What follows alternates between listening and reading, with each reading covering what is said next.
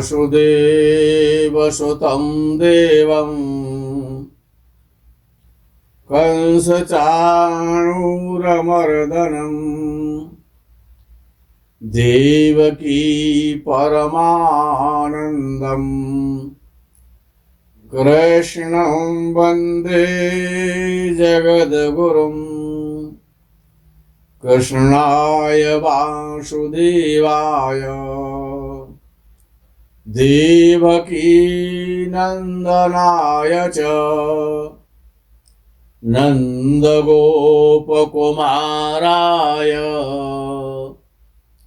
गोविंदाय नमो नमः।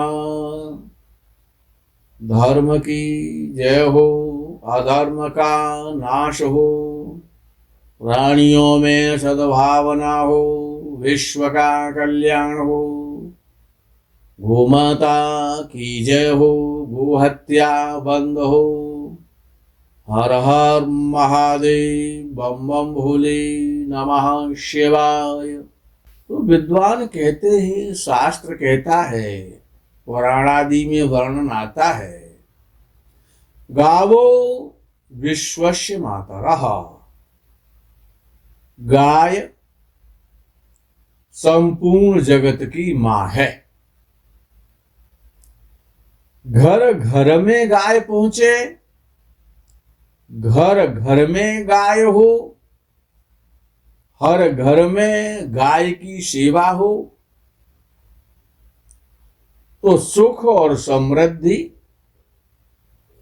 वहां पर निवास करती है। गाय साधारण पशु नहीं है, अपितु एक चलता फिरता देवालय है। भगवान द्वारा, परमात्मा के द्वारा देवता और मानवों के, संसार के कल्याण के लिए निर्मित इस चलते फिरते देवालय की सुरक्षा ना हो सकी, तो मानव निर्मित देवालय जो ईंट पाषाण से बनाए जाते हैं, उनका क्या महत्व रह जाएगा। मित्रों, गाय देवी है, गाय पशु नहीं है।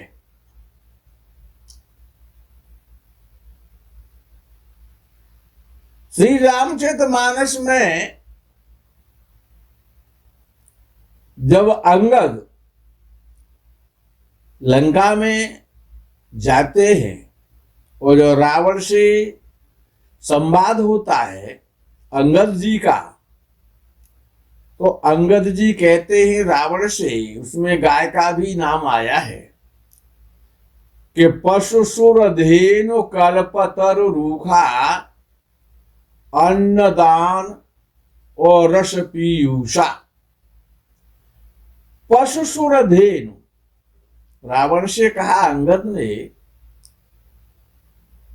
अरे मूर्ख रावण, मंदमती, क्या गाय कोई पशु है? पशुसुर धेनु। अंगद जी ने कहा, और वो द्वापर में नहीं कहा गया था, त्रेता का समय था। वो त्रेता में और अंगद ने और रावण से हे कहा कि हे मंदमती, गाय पशु नहीं है और कल्प वृक्ष वृक्ष नहीं है, कोई सामान्य पीपल या आम का या नीम का वृक्ष नहीं है। कल्प वृक्ष वो एक ही है ब्रह्मांड में, दूसरा नहीं है। उससे किसी की तुलना नहीं की जा सकती, उसको किसी से तोला नहीं जा सकता, उसकी किसी से उपमा नहीं दी जा सकती है। ऐसी गाय की उपमा नहीं दी जा सकती है। एक बार भगवान शंकर और कैलाश पर बैठे हुए, एक बार शिव सहित भवानी हेमगिर शिखर सुवासन जानी, मुख प्रसन्न तन भूत रमाए, बाम अंग हर शिवा बिठाए। एक समय भगवान शंकर भवानी पार्वती जी के साथ में हिमालय के शिखर पर विराजमान हैं। मुख पर तेज और प्रसन्नता दृष्टिगोचर हो रही है। गोरे रंग के शरीर पर और भस्म लगी हुई है और बाईं ओर हिमालय पुत्री पार्वती बैठी हुई हैं। व्याल काल गल और मृग छाला, सनमुख विष हलाहल प्याला। नंदी बंद पदक्षिण कीनी, ओ बरद हस्त अभय ते दीनी। काल रूपी सर्प को गले में डाले हुए, शरीर पर मृग चर्म पहने हुए, सामने हलाहल विष का प्याला रखे हुए, ऐसे भगवान सदाशिव की नंदी ने प्रदक्षिणा की, परिक्रमा की और भगवान सदाशिव ने नंदी को अभय वरदान दिया। नंदी को देख करके भगवान सदाशिव को थोड़ी चिंता हुई, तो नंदी का मुख उदास है, मलिनता छा रही है। शंकर जी कहने लगे, अरे नंदी, आप चिंतित क्यों हो रहे हो? अगर कोई परेशानी है आप हमको बताएं। कहे ओ नंदी सुन सोच विमोचन, हे त्रिपुरारे मनोहर लोचन। नंदी ने कहा, हे सोच रूपी अरण्य का नाश करने वाले त्रिपुरारी, आप मेरी व्यथा को, कष्ट को सुने। धेनु सहे कुछ दुख कोटि अपारा, ताको को नहीं खे देखन हारा। जगत मातु दुख हो बेहाला, कस कठ न देख कलिकाला।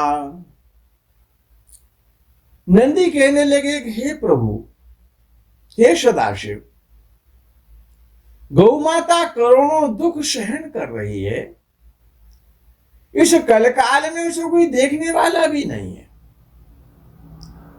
और जहां गौ दुखी है प्रभु, वहीं कलयुग का वास है। संसार की माता दुख से बेहाल है। इस कठिन कलकाल में वो कैसे रहे? इतने कष्ट वो कब तक सहन करेगी? गायत्री सबसे पहला छंद है और गायत्री आदि मंत्र कहलाता है। और गाय अमूल्य संपदा है।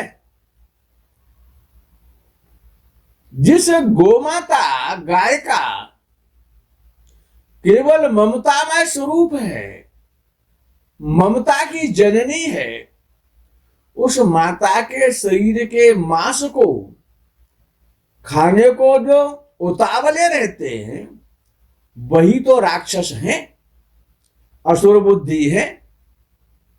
जब तक उस माता की दुख भरी श्वास निकल रही है, जब तक गाय माता दुखी है, तब तक पृथ्वी सुखी कैसे हो सकती है? मनुष्य सुखी कैसे हो सकता है? नंदी ने कहा कि हे प्रभु, मैं तो आपका सेवक हूं, आपको छोड़कर मैं अपनी व्यथा किससे कहूं? ये जो मेरी माता गौ माता है, मेरे साथ आपको अपनी पीड़ा सुनाने आई है, संसार की पूजनिया है, संसार की माता है। हे प्रभु, आप कृपा के समुद्र हैं, सब कुछ देने वाले हैं। गौ माता को अभय वरदान प्रदान करें। गौ माता अपनी कथा सुनाने लगती हैं, भगवान सदाशिव को अपनी पीड़ा सुनाती हैं। हे वृषभानु, हे वृषवाहन, शंभु त्रिपुरारी, ये कलयुग मुझे बड़ा कष्ट दे रहा है। जब कभी भगवान नारायण और शिवजी का अवतार भी होता है, उनके मलमूत्र की पूजा नहीं होती है। हे नीलकंठ प्रभु, आप ही विचार करें कि मेरा मल और मूत्र भी इतना महत्वपूर्ण है, फिर भी मैं अपार कष्टों को सहन कर रही हूं। 33 करोड़ देवी देवता मेरे रोम रोम में वास करते हैं।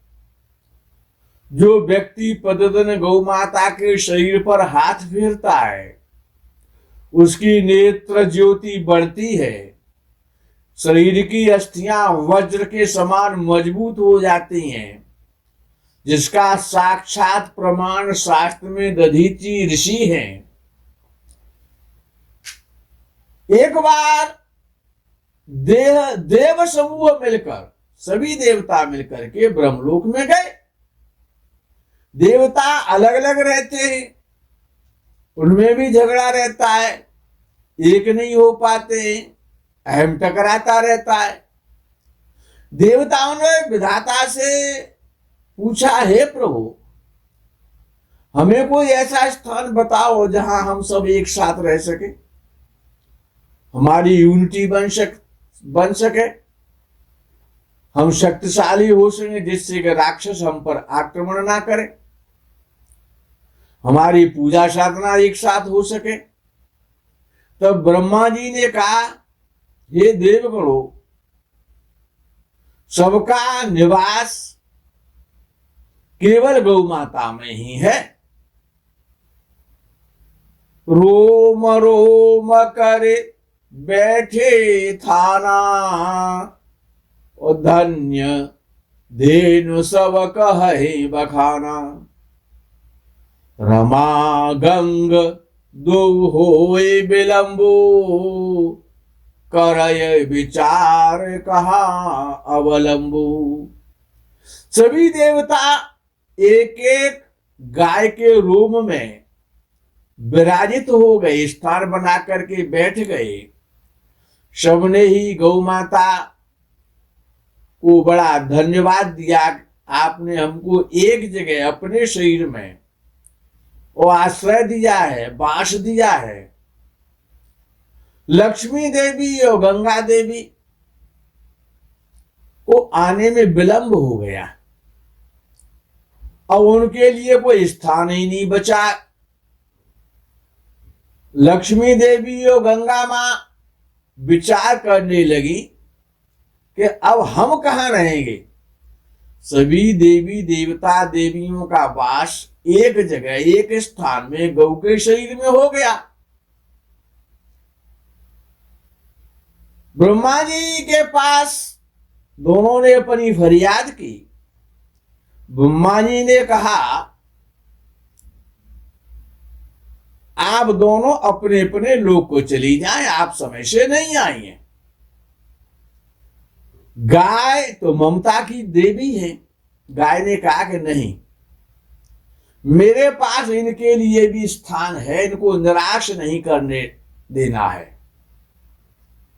यह सुनकर गंगा जी और लक्ष्मी जी बड़ी प्रसन्न हुई। तो गंगा जी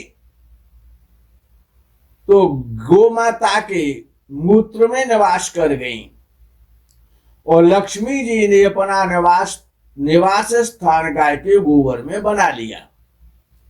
दोनों को निवास मिल गया। देवताओं को एकत्रित करने वाली शक्ति गौ माता ही है। गौ का प्रताप ही देवताओं को इकट्ठा कर सकता है।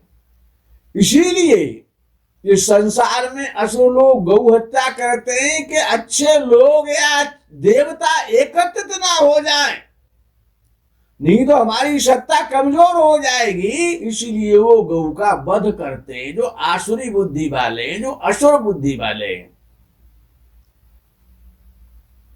मित्रों, आज के प्रकरण में इस गौ माता के खंड में यही विराम। आगे के गौ प्रसंग का आप इंतजार करें। तब तक के लिए आपसे गौ माता का आशीर्वाद लेते हुए ईश्वर आप पर ऐसी कृपा करेगा, आप गौ माता की नित्य भक्ति करें, गौ सेवा से जुड़ें। कल महाशिवरात्रि के पावन पर्व पर नंदी की और गोवंश की सेवा करें, तन मन से सेवा करें। जब इनकी सेवा आप करेंगे तभी भगवान सदा से प्रसन्न होंगे।